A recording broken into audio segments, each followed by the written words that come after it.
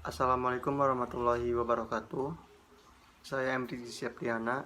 Di sini saya akan melakukan penyuluhan tentang kebutuhan nutrisi bagi usia dewasa dan lanjut usia. Yang pertama yaitu kebutuhan gizi pada usia dewasa. Rentan usia dewasa menjadi pencapaian keberhasilan kerja, kemampuan gaya hidup, sikap dan nilai kehidupan yang akan diwariskan kepada anak-anaknya kelak. Membesarkan anak dan tugas sosial dalam melakukan aktualisasi diri. Kebutuhan kalori mulai berkurang pada usia sekitar 25 tahun. Dan masa tubuh. Zat besi dibutuhkan oleh usia subur selama masa reproduksi untuk menggantikan kehilangan zat besi selama menstruasi, kehamilan, kelahiran, dan menyusui.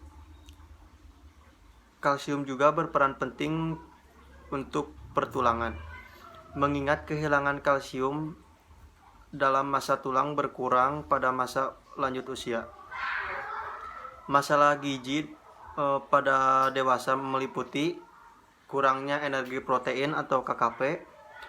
Anemia pada wanita adalah masalah gizi lebih atau obesitas. Orang dewasa perlu diingatkan untuk meningkatkan kebiasaan beraktivitas sehari-hari. Setidaknya 30 menit olahraga dengan intensitas sedang setiap hari. Yang kedua yaitu kondisi psikolog usia dewasa. Masa dewasa dibagi menjadi 2 tahap. Masa dewasa awal yaitu antara umur 20 sampai 40 tahunan, dan masa dewasa lanjut yaitu antara umur 40 sampai 60 tahunan. Pada masa dewasa tubuh tidak hanya dapat keadaan puncak dari kemampuan fisik, tetapi juga mulai mengalami penurunan fisik. Keadaan puncak dari keadaan fisik membuat beberapa orang terlena dan mulai melakukan kebiasaan buruk yang dapat mempengaruhi terhadap kesehatan di kemudian hari. Pada awal masa dewasa merupakan masa transisi dari masa remaja ke masa dewasa. Pada masa ini, kondisi fisik tidak hanya mencapai puncaknya, tetapi juga mulai menurun pada masa ini. Bagi sebagian orang, puncak kemampuan fisik mencapai pada usia di bawah sekitar 30 tahunan. Kekurangan dan ketahanan otot mulai menunjukkan tanda penurunan sekitar umur 30 tahunan.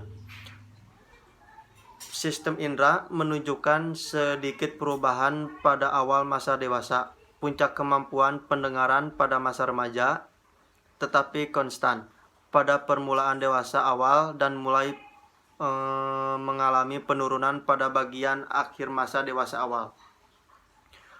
Pada masa dewasa awal sekitar 40-60 tahunan mengalami penurunan pendengaran, penglihatan, terutama melihat jarak dekat. Masalah kesehatan utama adalah penyakit kardiovaskuler, kanker, dan obesitas. Kanker yang berkaitan dengan rokok sering timbul pada masa dewasa. Obesitas pula menjadi masalah utama. Yang ketiga yaitu status gizi pada usia dewasa. Status gizi pada orang dewasa dipengaruhi oleh banyak faktor. Salah satunya adalah kebiasaan dalam mengkonsumsi makanan sehari-hari. Kebiasaan makanan tidak dipengaruhi oleh zat-zat yang terkandung pada makanan. Orang dewasa cenderung tidak memperhatikan asupan makanannya. Umumnya, orang dewasa lebih suka mengkonsumsi makanan berlemak, gurih, dan manis.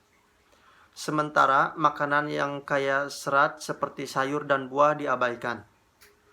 Akibatnya, asupan energi atau kalori yang masuk ke dalam tubuh berlebih adalah pada usia ini dianjurkan mengkonsumsi makanan yang tinggi serat namun rendah lemak. Ini dikarenakan pertumbuhan perkembangan tidak lagi terjadi dan hendaknya pemenuhan zat gizi dipusatkan untuk pemeliharaan kesehatan. agar terbentuk status gizi yang baik. Status gizi yang baik adalah keadaan tubuh yang merupakan hasil akhir dari keseimbangan antara zat gizi yang masuk ke dalam tubuh dan penggunaannya. Menurut Al-Matsir pada tahun 2003, status gizi merupakan suatu keadaan mengenai kondisi tubuh seseorang yang dapat dilihat dari makanan yang dikonsumsi dan penggunaan zat-zat gizi di dalam tubuh. Status gizi dibagi menjadi 3 kategori, yaitu status gizi kurang, status gizi normal, dan status gizi lebih. Di sini juga ada faktor-faktor yang berhubungan dengan status gizi usia dewasa. Yang pertama yaitu usia. Semakin bertambahnya umur, maka akan semakin meningkatnya pula kebutuhan zat tenaga bagi tubuh. Zat tenaga diperlukan untuk membantu tubuh melakukan beragam aktivitas fisik. Namun, kebutuhan zat tenaga akan berkurang saat usia mencapai sekitar 40 tahunan ke atas. Setiap 10 tahun setelah usia seseorang mencapai 25 tahun, kebutuhan energi per hari untuk pemeliharaan dan metabolisme sel-sel berkurang atau mengalami penurunan sebesar 4% setiap 10 tahunnya.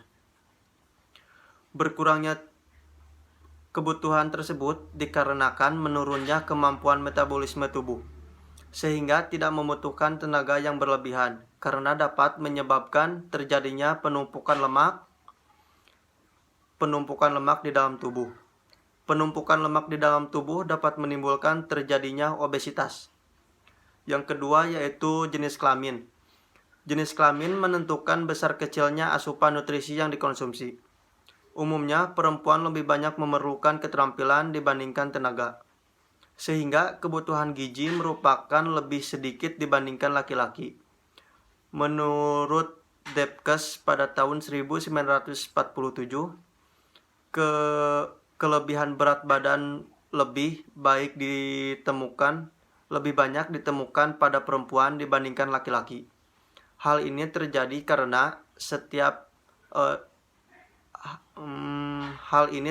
karena setelah pubertas, perempuan akan cenderung memiliki proporsi massa lemak tubuh yang lebih banyak dibandingkan dengan laki-laki.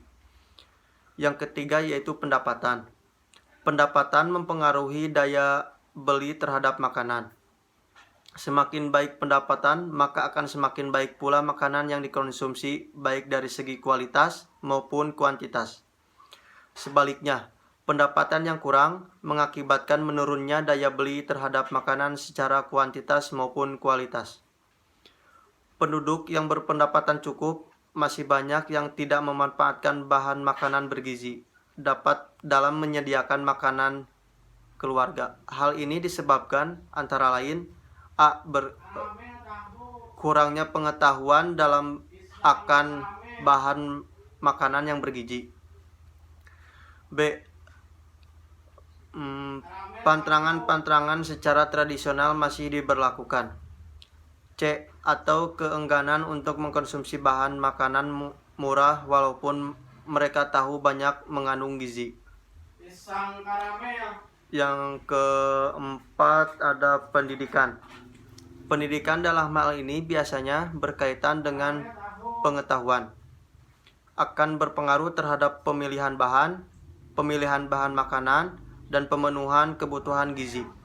Semakin tinggi pendidikan seseorang, maka akan semakin baik status gizinya. Dikarenakan seseorang ini mengenyam pendidikan biasanya lebih memahami dalam menerima informasi-informasi mengenai gizi. Yang kelima, sosial budaya. Budaya memiliki pengaruh besar dalam pemilihan dan pengolahan pangan menjadi makanan. Budaya juga mempengaruhi kebiasaan makan seseorang. Salah satunya yaitu pada suku Melayu mempunyai kebiasaan mengkonsumsi makanan yang berkuah santan. Yang keenam, perilaku makan. Perilaku makan merupakan suatu wujud tindakan seseorang dalam memilih dan mengkonsumsi makanan yang terbentuk melalui pengetahuan dan sikap. Jika keadaan ini terus-menerus berlangsung, maka akan menjadi kebiasaan makan dan akan membentuk pola makan.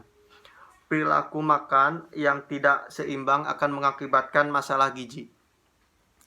Yang ketujuh, aktivitas fisik. Aktivitas fisik adalah gerakan yang dilakukan oleh otot tubuh dan sistem penunjangnya. Menurut Al-Matsir pada tahun 2003, aktivitas fisik dapat mempengaruhi status gizi. Aktivitas fisik yang kurang akan mengakibatkan terjadinya penumpukan lemak dan dapat menyebabkan obesitas. Yang kedelapan ada lingkungan. Faktor lingkungan memiliki pengaruh yang cukup besar terhadap pembentukan perilaku makan yang selanjutnya akan mempengaruhi status gizi. Lingkungan di sini adalah lingkungan keluarga, sekolah, serta adanya promosi melalui media elektronik maupun cetak. Yang keempat ada kebutuhan gizi orang dewasa. Kebutuhan gizi orang dewasa berbeda-beda bagi setiap orang.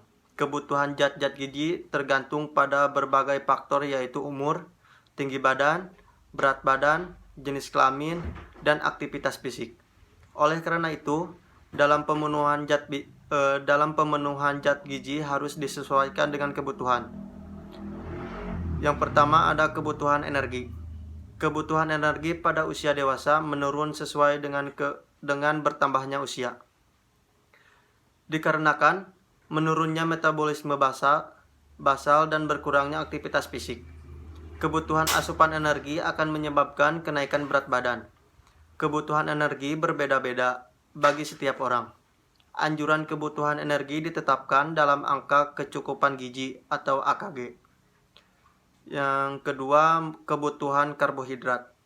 Konsumsi karbohidrat dianjurkan 50-60% dari total kebutuhan energi, terutama dalam bentuk karbohidrat kompleks seperti yang terdapat dalam padia-padia atau beras, jagung, gandum, dan hasil olahan seperti roti, dan umbi-umbian atau kentang, singkong, dan ubi. Sedangkan untuk karbohidrat sederhana seperti gula, kalsium dikonsumsi 5% dari kebutuhan energi total atau paling banyak 4-5 sendok sehari menurut Al-Matsir pada tahun 2013. Yang ketiga yaitu kebutuhan protein. Kebutuhan protein dianjurkan 15-30% atau dari kebutuhan total energi. Kebutuhan mengkonsumsi protein dapat pada kelompok usia dewasa digunakan untuk menggantikan protein yang hilang akibat rutinitas sehari-hari melalui urin, fesis, kulit, dan rambut, serta untuk mengganti sel-sel yang rusak. Konsumsi protein yang terlalu tinggi dapat meningkatkan hilangnya kalsium melalui urin, sehingga resiko penderita osteoporosis. Bertambahnya asupan protein lebih dari 2 kali jumlah yang dianjurkan dapat meningkat terjadinya penyakit jantung koroner, terutama sebagai akibat dari tingginya asupan lemak jenuh dan kolesterol yang terdapat dalam makanan hewani. Asupan lemak jauh dianjurkan mengkonsumsi protein yang berasal dari makanan nabati seperti tahu, tempe, dan sebagainya menurut Al-Matsir pada tahun 2013. Yang keempat yaitu kebutuhan lemak. Mengkonsumsi lemak dianjurkan 20% dari total kebutuhan energi. Konsumsi lemak pada usia dewasa dianjurkan mengkonsumsi daging tanpa lemak, ayam tanpa kulit, ikan, susu tanpa lemak atau skim, serta mengurangi santan dan goreng-gorengan. Yang kelima, kebutuhan mineral. Angka kebutuhan mineral pada usia dewasa umumnya dapat dipenuhi apabila makanan sehari-hari sesuai dengan pada gizi seimbang atau PGS. Beberapa mineral yang perlu diperhatikan yaitu garam natrium, besi, dan kalsium. Garam natrium terdapat dalam garam dapur atau NaCl, dan monosodium glutamat atau MSG. Konsumsi garam natrium dibatasi hingga 6 gram per hari atau 2400 mg per hari. Selain itu, dianjurkan untuk membatasi makanan yang diawetkan menggunakan garam seperti ikan asin, ikan asap, makanan kaleng, serta acar, begitupun dengan MSG.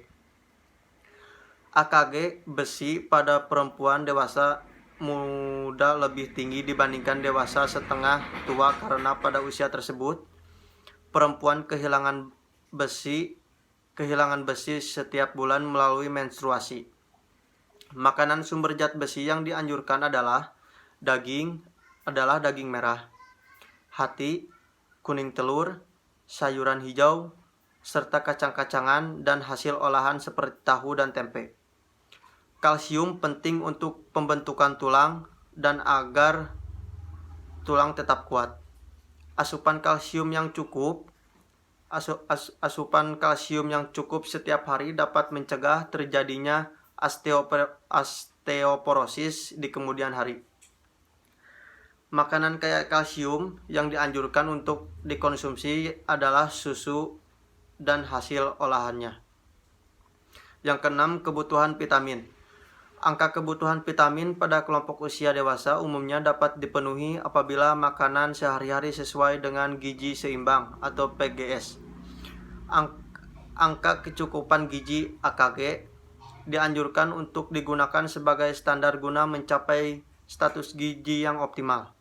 Angka kecukupan gizi atau AKG atau Removed Dietary Allowances atau DRA merupakan kecukupan rata-rata zat gizi sehari bagi hampir semua orang sehat. Menurut golongan umur, jenis kelamin, ukuran tubuh, aktivitas fisik, genetik, dan keadaan psikologis. AKG ini mencerminkan asupan rata-rata sehari yang dikonsumsi oleh populasi dan bukan merupakan perorangan atau individu. Yang kelima yaitu ada dampak-dampak kelebihan dan kekurangan gizi. Yang pertama ada dampak kelebihan gizi pada orang dewasa. Yang keenam ada penyakit generatif pada orang dewasa. Yang pertama ada penyakit gula darah atau diabetes mellitus. Penyakit ini dibagi menjadi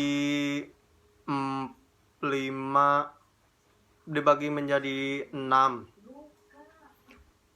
Yang pertama, mempertahankan agar glukosa darah mendekati normal dengan keseimbangan asupan makanan dengan insulin atau obat hipoglikemik oral dan tingkat aktivitas. Yang kedua, mencapai kadar serum lipid atau optimal.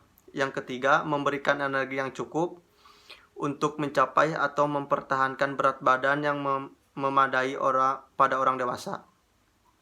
Yang keempat, berat badan memadai diartikan sebagai berat badan yang dianggap dapat dicapai dan dipertahankan. Yang kelima, menghindari dan menangani komplikasi.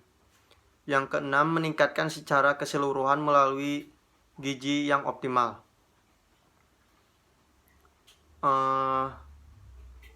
Yang kedua, di sini pula ada penyakit tekanan darah tinggi atau hipertensi.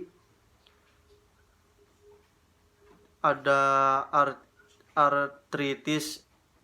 artritis gout. Lanjut ada kanker. Yang ketujuh ada dampak kekurangan gizi pada orang dewasa. Menurut Cakrawati pada tahun 2012, dampak kekurangan gizi pada orang dewasa yaitu penurunan produktivitas kerja dan derajat kesehatan. Disebabkan oleh kekurangan sumber energi secara umum dan kekurangan sumber protein. Yang pertama karbohidrat, yang kedua protein, yang ketiga lemak, yang keempat mineral. Mineral dibagi menjadi 4 menjadi 3, yaitu anemia, gondok, kebutaan. Hal ini disebabkan kurangnya mengkonsumsi vitamin A. Penyebab dari dampaknya kekurangan gizi yaitu kemiskinan atau kurangnya pengetahuan tentang gizi. Yang ke-8 ada kebutuhan gizi lanjut usia. Batasan lansia menurut Durmin lansia dibagi menjadi young elderly sekitar 65 sampai 75 tahun, dan older elderly pada tahun sekitar 75 tahun. Menurut Mundrock, older elderly dibagi menjadi 2, yaitu pada sekitar 75 sampai 84 tahun dan 85 tahun. Hasil penelitian menunjukkan bahwa kecepatan metabolisme basal pada orang-orang berusia lanjut menurun sekitar 15 sampai 20% disebabkan kurangnya massa otot dan aktivitas. Kalori atau energi diperoleh dari lemak sekitar 9,4 kalori, karbohidrat 4 dan protein 4 per gram. Bagi lansia, komposisi energi sebaiknya 20 sampai 25% berasal dari protein, 20% dari lemak, dan sisanya dari karbohidrat. Kebutuhan kalori untuk lansia laki-laki sebanyak 1960 kalori. Sedangkan untuk lansia wanita yaitu 1700 kalori. Bila jumlah kalori yang dikonsumsi berlebihan, maka bila terlalu sedikit akan mempengaruhi cadangan energi dalam tubuh sehingga menjadi kurus. Selanjutnya, perubahan anatomi dan psikofisiologi lanjut usia. Menua merupakan proses normal yang dimulai sejak konsepsi dan berakhir saat kematian. Selama periode pertumbuhan, proses anabolisme melampaui proses metabolisme. Pada saat tubuh sudah mencapai tingkat kematangan fisiologi, kecepatan metabolisme atau proses degenerasi lebih besar daripada kecepatan proses regenerasi sel atau anabolisme. Selanjutnya, status gizi pada lansia. Status gizi pada lansia dapat dinilai dari cara yang baku bagi tahapan umur, yakni penilaian secara langsung atau tidak langsung. Penilaian secara langsung dilakukan secara klinis, antrometrik, biokimia, dan biofisik. Di dalam melakukan pemeriksaan klinik perlu dibedakan menjadi 3 kelompok gejala, yaitu 1. Tanda-tanda yang dianggap mempunyai nilai dan pemeriksaan gizi. Yang kedua, gejala-gejala yang dilanjut. Yang ketiga, gejala-gejala yang tidak berhubungan dengan gizi. Tanda-tanda yang masuk ke kategori yang ditemukan di berbagai organ seperti rambut, lidah, bibir, kulit, hati, dan sebagainya. Lengan, lingkar lengan, dan tebal lemak di bawah kulit. Semua hasil pengukuran tersebut harus dikontrol terhadap umur dan jenis kelamin. 1. Kalori, 2. Protein, 3. Karbohidrat, 4. Lemak, 5. Serat, 6. Vitamin. Meskipun tampak sehat, kekurangan sebagai vitamin dan mineral tetap berlangsung pada lansia. Dianjurkan untuk meningkatkan asupan vitamin B6, B12, vitamin D, asam folat. Cukup sekian penyuluhan dari saya. Mohon maaf bila ada kekurangan dan kesalahan. Wassalamualaikum warahmatullahi wabarakatuh.